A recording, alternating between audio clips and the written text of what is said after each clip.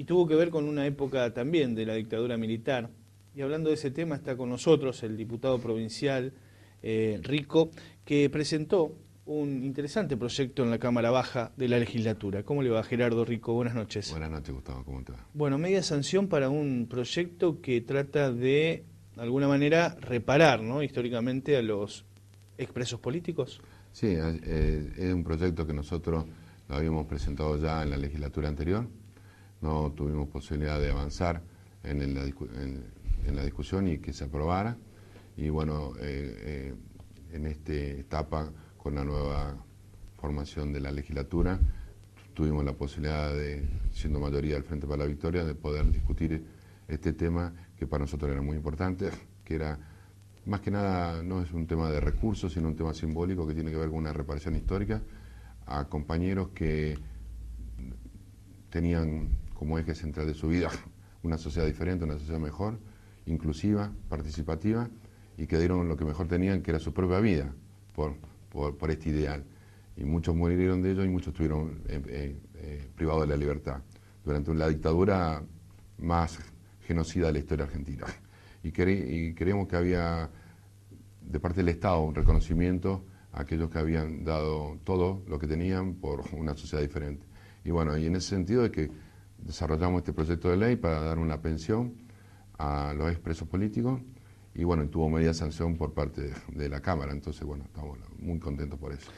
¿Hay un relevamiento de cuántos serían beneficiados con esta ley? La verdad que no, pero nosotros calculamos que serán 1.500 principio. Usted sabe que ha generado una serie de expectativas para estas personas que fueron privadas de su libertad. Incluso antes de entrar al canal había un grupo de expresos políticos de Laguna Paiva que están contentos y expectantes. ¿Usted qué cree que va a pasar en senadores con este proyecto? Bueno, nosotros esperamos que los senadores que representan, digamos, al pueblo santafesino estén a la altura de las circunstancias y realmente reconozcan, como la Cámara de Diputados, ¿cierto?, el papel que jugaron esta generación, ¿cierto?, que dio todo, y aprueben este proyecto para tratar de reconocerle y realmente ponerlo en la práctica concreta que, digamos, se merecen, digamos, este reconocimiento. Pero creo que no va a haber ningún inconveniente. Espero que sepan cumplir la función que tiene como senador. ¿Y se sabe de cuánto es el monto que percibiría? Sí, serían alrededor hoy de 4.000 pesos y con obra social. ¿Y APOS? Sí, es una pensión, digamos, como la pensión de Malvinas. Así que en ese sentido queremos... Pero creo que lo más importante es el reconocimiento de parte del Estado, ¿cierto?, a aquellos que de pronto dieron todo o lo que tenían, ¿cierto?, sin otro espíritu, que era una sociedad más igualitaria, una sociedad con mayor nivel de equidad. Creo que eso es lo central.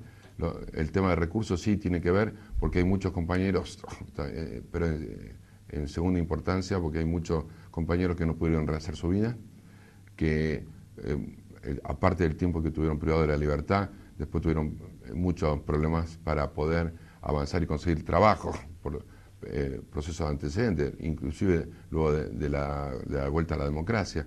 Entonces, digamos, creo que esto ameritaba, digamos, la decisión de tomar esto como un hecho simbólico, por un lado, el reconocimiento, pero por otro lado, un hecho que también le diera algún dinero para poder, ¿cierto?, que hay muchos de ellos que no se pudieron jubilar, que no tuvieron acceso y que hoy no tienen inclusive obra social. ¿Se, digamos, pagaría con fondo de la ley 5110?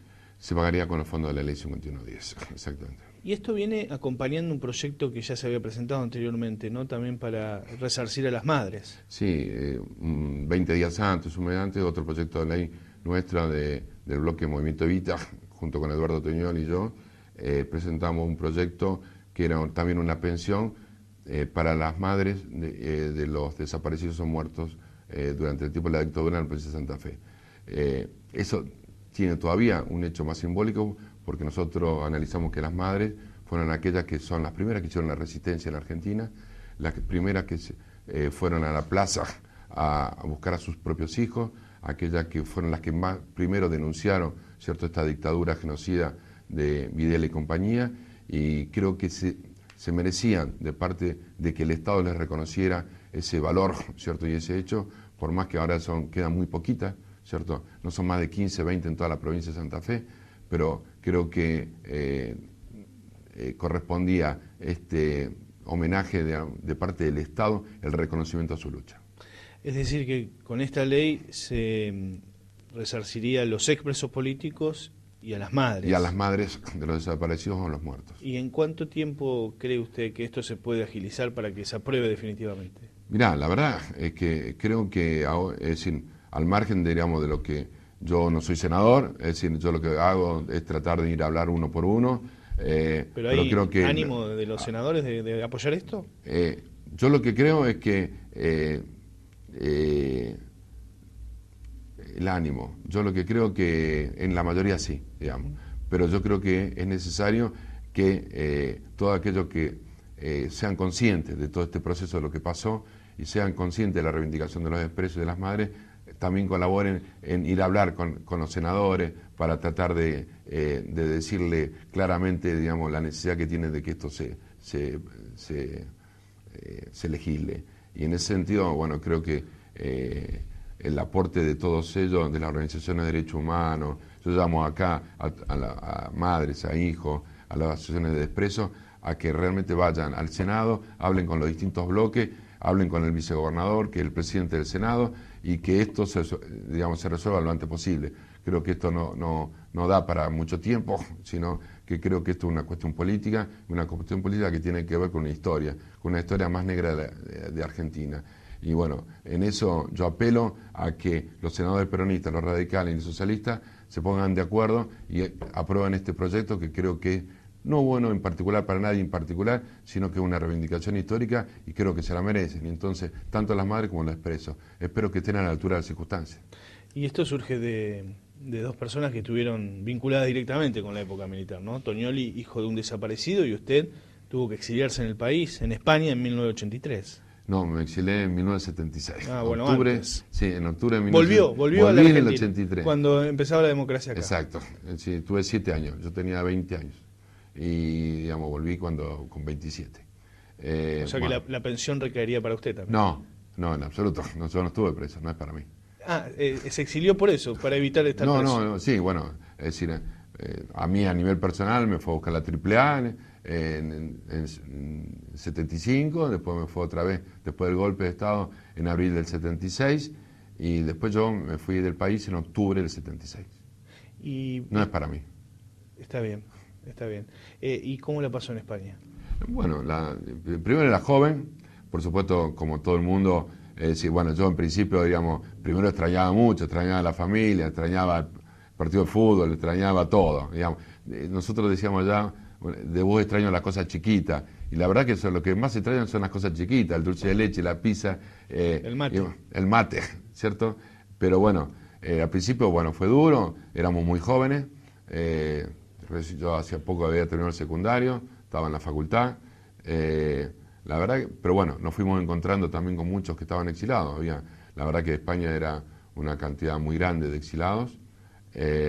Y bueno, fuimos tratando de rebuscarnos en la vida, de apoyarnos unos a los otros, sin rencores, y tratando de volver a Argentina para cumplir este sueño que estamos viendo ahora a partir del 2003 con Néstor Kirchner, que de alguna manera era por la cual peleamos, ¿cierto?, en toda la década del 70.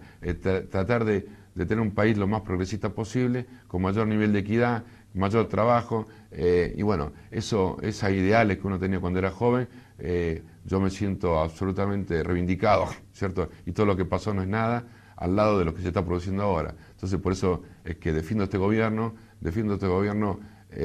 porque creo que es el mejor gobierno en los últimos 50 años y que la continuación de este proceso va a hacer que haya mayor nivel de inclusión, equidad, que los humildes y los trabajadores, que son la deuda histórica que tiene el Estado, ¿cierto?, se empoderen mucho más y que sean parte realmente y que puedan vivir correctamente. Y que no únicamente puedan vivir bien esos grandes grupos concentrados que en la época neoliberal son los que fueron beneficiados con todas las políticas. Entonces, que bueno, creo que eso por lo menos es lo que me da las ganas de hacer política, las ganas de militar, las ganas de seguir adelante, de cuando uno ve que todas esas ilusiones que tenía cuando era joven se van cumpliendo ahora. ¿Y cómo ve lo de Madres de Plaza de Mayo y con esta polémica de sueños compartidos, Jock Lender en el medio? Bueno,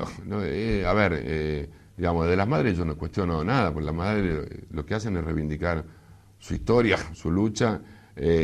Soclender es, digamos, para ser claro, es un delincuente que desgraciadamente estafó a la institución, que más que una institución era algo reconocido en el mundo por su lucha, por su honestidad. Son todas madres de 80, 90 años, quedan muy poquitas.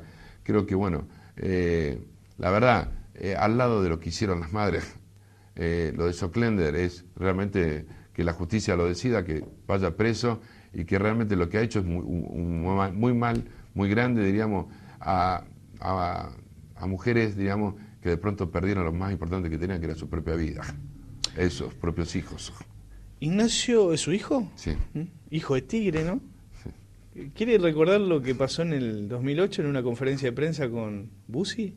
Vale, dale. Vamos. La verdad, me llamó la atención, director, si podemos ver en una conferencia de prensa en Rosario, en plena polémica por la 125. El secretario general de la JP, del PJ, del departamento de Rosario. ¿Ignacio? Sí. A verlo. Yo te quería hacer una pregunta.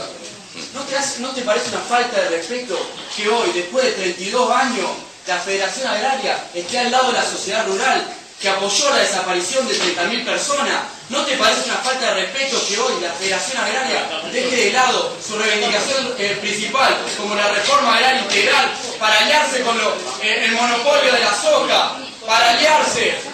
¿No te parece una falta de respeto que hoy hay gente que está buscando a sus nietos y ustedes están aliados con la entidad que apoyó la desaparición de 30.000 personas? ¿No te parece una falta de respeto? Vos sos un traidor, nosotros tuvimos cuando... Pará. ¿No te parece una falta de respeto? Hay gente que está desaparecida y vos estás sentado con la gente que apoyó esa desaparición de personas. ¡Hijo de puta, traidor! 16 años tenía ahí.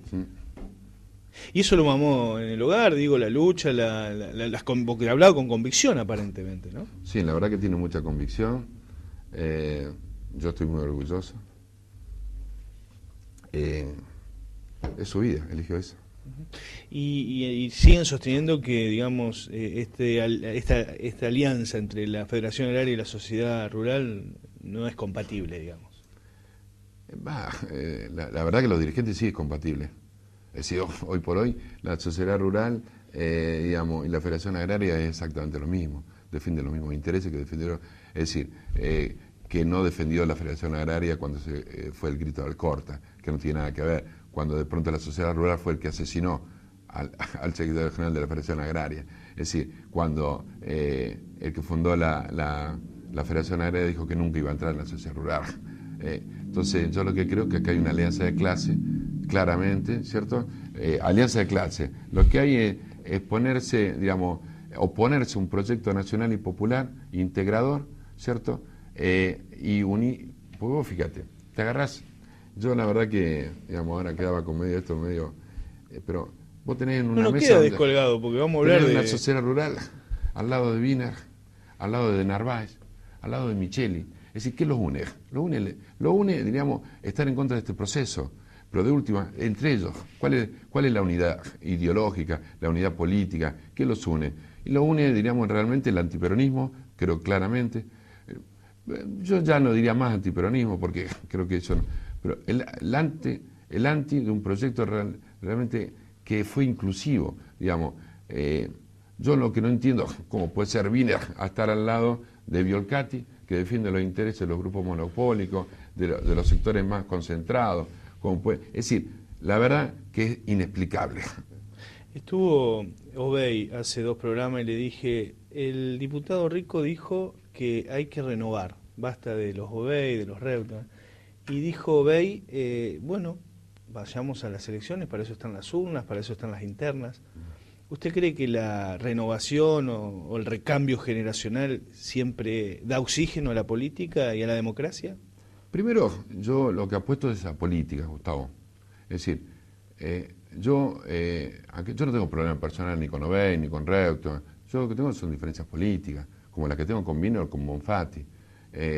Nosotros no coincidimos, ¿cierto? Nosotros apostamos a que este proceso, ¿cierto? Como lo dije anteriormente, lo repetí ya 2 o 3 veces, apostamos a este proceso para que se profundice. Es decir, queremos que haya más laburo, que haya mayor niveles de equidad, que realmente, como te dije antes, que esta deuda histórica que tiene el Estado con los sectores más humildes, que de pronto, es decir, se vaya saldando, que haya mayores niveles de educación. Yo no quiero volver para atrás, yo no quiero volver 20 años, 30 años para atrás, a estas políticas neoliberales donde ellos participaron, donde ellos fueron artífices. Entonces mis diferencias con ellos tienen que ver con la política, claramente con la política. Yo no quiero eso. Y a partir de eso sí planteo un proceso de renovación donde participan nuevos actores. Yo siempre digo, una vez hace 2 o 3 años iba recorriendo el interior y uno me dice, pero ¿cómo vas a tener de candidato a tal, ¿cierto? Nuevo, joven. Digo, mira, yo no sé si será mejor o no que el otro. El otro ya me demostró que hizo un montón de cosas que no tienen nada que ver con los intereses populares. Vamos a darle una nueva oportunidad a las nuevas generaciones. Yo creo que están ahí, están latentes, están participando. Es decir, en el caso nuestro tenemos a Eduardo Tonioli, tiene 33 años, un compañero que se lo ganó esto militando activamente en los barrios, en la universidad, en todos los lugares. Es decir, yo creo que hay que apostar a nuevos valores, a nuevos compañeros, a que realmente que entiendan la nueva realidad argentina y a su vez que acompañen un proceso. Entonces, no es tirar los viejos por la ventana, sino que lo que nos agrupemos a través de concepciones políticas e ideológicas claras y concretas y que tengan que ver con un país diferente, un país nuevo, un país participativo, es decir, que se viva con alegría y con felicidad. Nosotros en el 2001 no había felicidad y alegría en este país, es decir, estaba todo atomizado, todos peleados todo contra todo, es decir, con una pauperización de las clases sociales absolutamente. Y bueno, estamos en un proceso de avance. Y yo creo que la gente lo que tiene que pensar, y a veces yo me olvido, que hay que tener memoria. Memoria tanto para lo que pasó con respecto a los derechos humanos, el genocidio que se produjo durante el tiempo de la dictadura, monitoreado por supuesto por los grupos concentrados, como en este momento a tener presente que hace 20 años atrás los pibes se estaban yendo del país. Los pibes se estaban yendo porque no tenían laburo, no tenían posibilidad de participar activamente en política y que había una política de los grupos concentrados, de Menem, de la Rúa, de Duhalde, que hacía imposible que se expresara todo esto y por otro lado que se organizara el pueblo y la gente. Diputado Gerardo Rico, por último, la postura del movimiento Evita dentro de la legislatura en cuanto a la reforma tributaria, ¿cuál va a ser? En principio nosotros queremos que en los últimos años en Santa Fe la política tributaria tuvo que ver con lo que era la matriz histórica conservadora de este país. Primero, y esto inclusive, yo del Frente para la Victoria lo digo claramente, la política tributaria que tuvo tanto el gobierno de Obey como el gobierno de Reta era una política tributaria que no era una política peronista. Una política peronista es aquellos que paguen más los que más tienen y paguen menos los que menos tienen. Esa era una política donde no aumentar impuestos. Nosotros no estamos de acuerdo con eso. La segunda, la que continuó luego con el gobierno de Wiener y ahora de Bonfaldi, que no cambia en absoluto la matriz económica y sigue el mismo establishment que lo que hubo hasta ahora. Nosotros lo que planteamos, por lo tanto, que no estamos de acuerdo con el mensaje del Ejecutivo ni estamos ni la media sanción del Senado. En 3 ejes centrales, Gustavo, es que en el inmobiliario urbano nosotros creemos que no corresponde aumentarle al patrimonio del hombre común del 95% de la población el 120%. Es decir, nosotros creemos que las categorías de la 1 a la 4 no tienen que tener aumento y de la 4 a la 8 no tienen que tener más de aumento del 20-25%. Eso por un lado. ¿Eso qué quiere decir? Es que ya bastante, los procesos de crisis siempre lo tienen que pagar los que menos tienen. Nosotros estamos en desacuerdo. Que las crisis las paguen siempre, que las paguen aquellos que más posibilidades tienen de pagarlas. Y en ese sentido, planteamos eso con respecto al urbano. Con respecto al rural, hace 38 años que en la provincia de Santa Fe no se revalúa. 38 años. Es decir, una hectárea paga 40 pesos anuales en la zona sur de la provincia de Santa Fe, donde una hectárea hoy está valiendo entre 24 y 25 mil dólares. Creemos que eso no es justo. Simplemente así, para que esto la gente lo entienda, nosotros creemos que eso no es justo, no corresponde. ¿Por qué el patrimonio urbano vale más que el patrimonio rural? Cuando es al revés. Y a su vez, el rural tiene rentabilidad y el urbano no tiene rentabilidad, porque uno lo que hace es vivir en esa casa. Y después el tercer ítem central, Gustavo, el tema de que somos la única provincia del país que no paga ingresos brutos, la industria. Nosotros creemos que tampoco eso corresponde a la equidad. Y si estamos en un proceso nacional de equidad y de ir, ¿cierto?, por mayores niveles de iguala, no puede ser que la industria, ¿cierto?, no pague absolutamente nada. Y en ese sentido planteamos las oleaginosas hoy y la biodiesel son las empresas, ¿cierto?, de mayor nivel de rentabilidad en este país. Antes era YPF, ahora YPF de la Nación la redistribuye. Bueno, estas son el mayor nivel de rentabilidad. No pagan nada. Creemos que es incorrecto, que no corresponde. Y bueno, nosotros vamos a hacer todo lo posible para que pague. Y la única que planteamos que no se haya aumento es la alimentaria.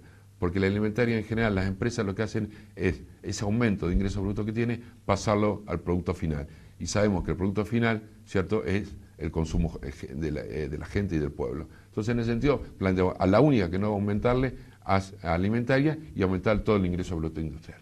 Esos son 3 ejes centrales. Interesante la propuesta del Movimiento Evita para esta discusión que aparentemente va a dar para el largo tiempo, ¿no? Va a dar, sí, por lo menos son 3 semanas duras, arduas. 3 comisiones, al menos, mínimamente van a tratar el tema. Lo que nosotros no vamos a votar nada que no sea por la equidad. Que pase buenas noches, ¿eh? No, te agradezco la invitación, Gustavo. El diputado Gerardo Rico desde Rosario vino para estar hoy aquí en Todos para Uno. Hacemos la pausa, enseguida volvemos.